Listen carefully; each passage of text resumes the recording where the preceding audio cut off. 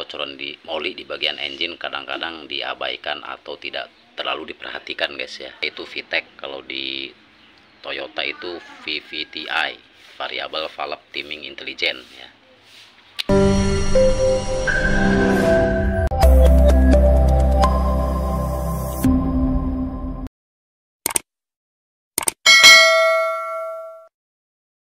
Assalamualaikum warahmatullahi wabarakatuh.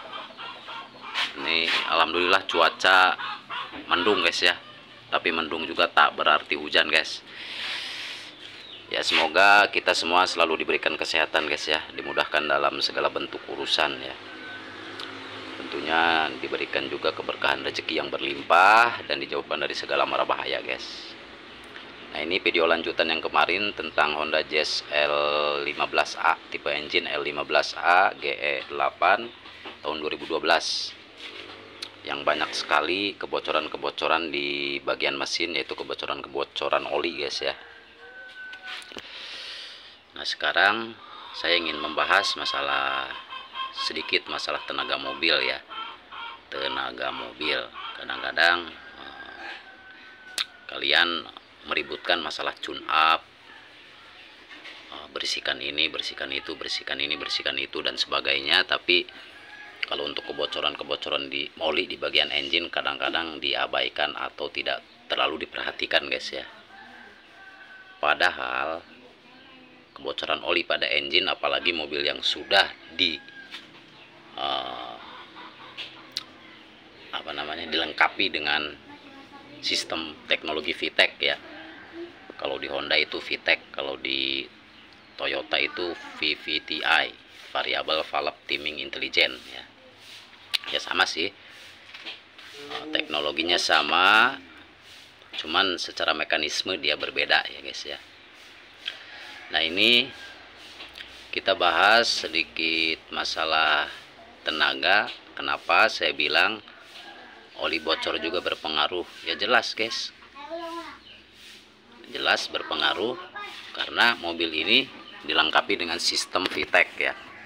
Sedangkan kerja VTEC itu guys, dia tergantung pada tekanan oli guys ya, pressure oli ya. Kalau kebocorannya misalkan model di metal-metal jalan, metal-metal duduk yang sudah mulai aus atau pernah overheating ya, nah itu kan jelas pasti dia itu membuat rongga atau celah oli untuk keluar ya, karena tidak sesuai dengan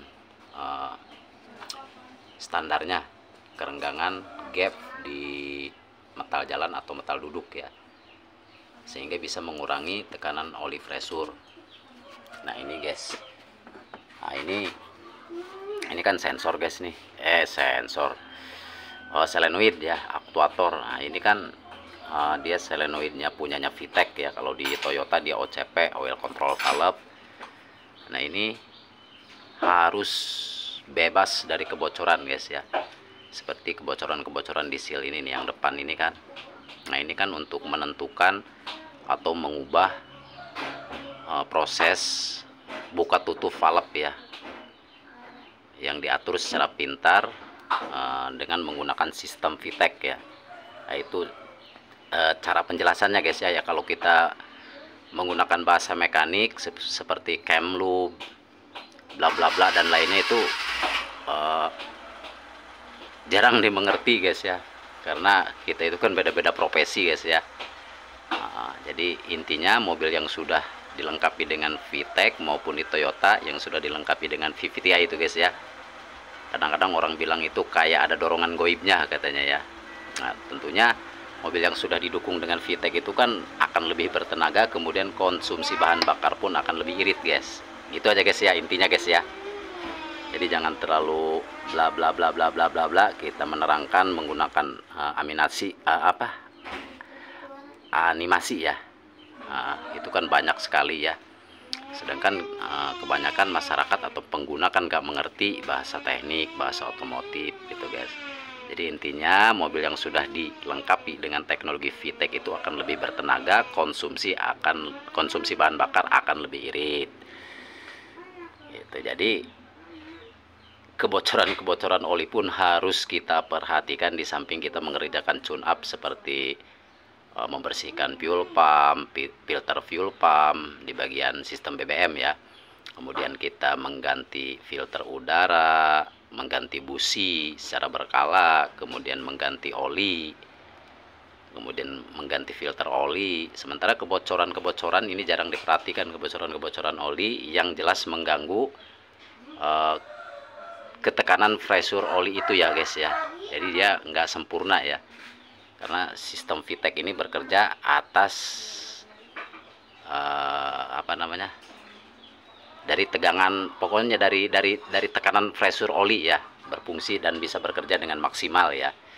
Nah itu guys, jadi mulai hari ini tetap kita hati-hati dengan kebocoran oli guys ya, apalagi mobil yang sudah tentunya dilengkapi dengan sistem VTEC ya. Tentunya mobil apa aja guys ya, mobil yang IDSI itu kalau sudah ada kebocoran-kebocoran oli, mobil apa aja guys, nah itu segera di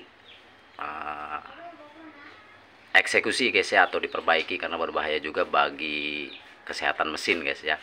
Nanti kalau olinya sudah mulai mengurang, kemudian tekor, kehabisan oli di jalan, kan repot guys, gitu guys ya.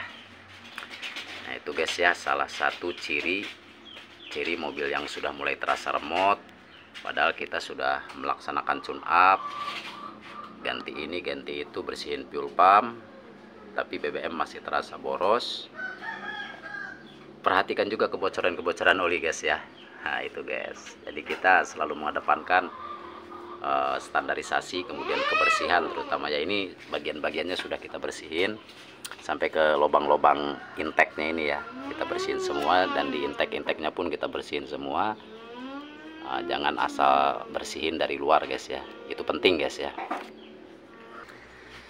Nah ini juga kan mobil Jazz Matic ya, Jazz Matic yang ATF, ada juga yang CVT ya. Nah kalau yang ATF ini biasanya cirinya sepengetahuan saya itu di bagian body valve ininya terpisah ya, bagian body valve-nya ini kan di atas tuh si selenoidnya itu kan. Nah ini terpisah ya. Kalau untuk yang CVT dia nyatu gitu guys ya.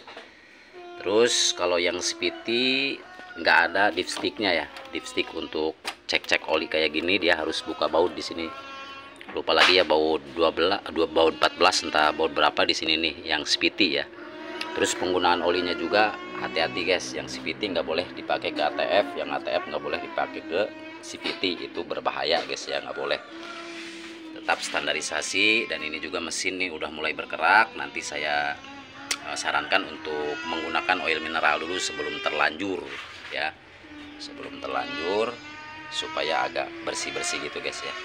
Ini ciri-ciri oli yang tidak cocok guys ya, tidak cocok digunakan. Makanya beberapa kali saya ngomong, saya sentil ya, jangan ganti oli sembarangan.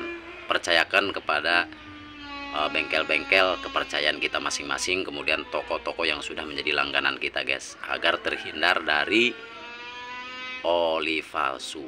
Berbahaya guys ya, bisa fatal.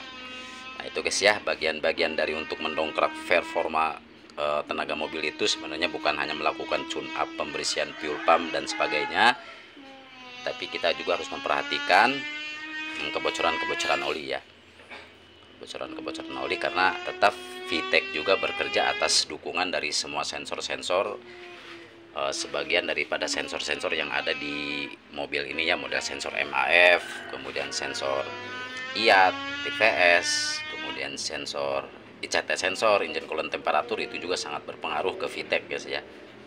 Karena tentunya VTEC juga bekerja sesuai dengan suhu ya. Nah itu guys maksudnya guys ya, jadi saling bersambung guys ya, saling berkaitan. Nah itu guys. Terus si oksigen sensor itu biasa kita buka, nanti kita bersihin guys ya, karena dilihat di data stream dia masih normal nih, untuk nilai voltasenya dan sebagainya masih normal ya. Sebelum kita bongkar kita cek dulu, kita lihat live data streamnya. Alhamdulillah masih normal semua guys ya, termasuk Matic ya. Maticnya juga ini kan agak sulit dipindahkan kalau di pagi hari katanya ya, mungkin olinya yang sudah mulai mengurang. Kemudian dari mounting juga, dari engine mounting ini kan baru nih, kemarin engine mountingnya itu sempat udah amblas ke bawah, kemudian getar-getar gitu, itu juga berpengaruh guys ya, di transmisi matic ya. Oke guys, semoga bermanfaat. Kita bla bla bla bla bla bla sana sini ngalir ngidul guys ya. Semoga ada manfaatnya. Mohon maaf guys ya, bukan saya menggurui, kita belajar bareng-bareng. Mohon maaf apabila ada salah kata, karena saya masih baru guys ya, masih baru, masih junior guys ya. Oke, selamat siang semuanya, selamat beraktivitas. Saya Andika Motor dari Desa Sindang Ayu undur diri. Assalamualaikum warahmatullahi wabarakatuh. Pandeglang, Banten, Indonesia.